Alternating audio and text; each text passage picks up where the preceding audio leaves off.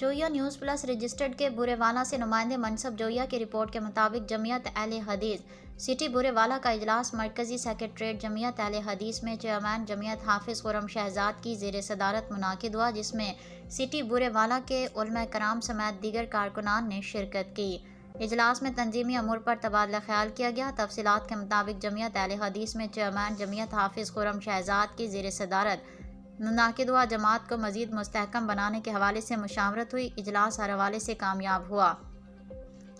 اجلاس میں رانا غلام مصطفیٰ، ڈاکٹر منور حسین شاہد، قاری عبدالوکیل، قاری شاہد لطیف، مولانا قاسم بھامبڑوی، مولانا عبداللہ یزدانی، مولانا فیصل بلال ربانی، محمد ارشاد صدر رحمانیہ مسجد، قاری حبیب الرحمان ثاقب، چودھری یونس مبشر، وکیل محمد امین باجوہ، محمد عمران انصاری سمیت دیگر ذمہ داران نے شرکت کی۔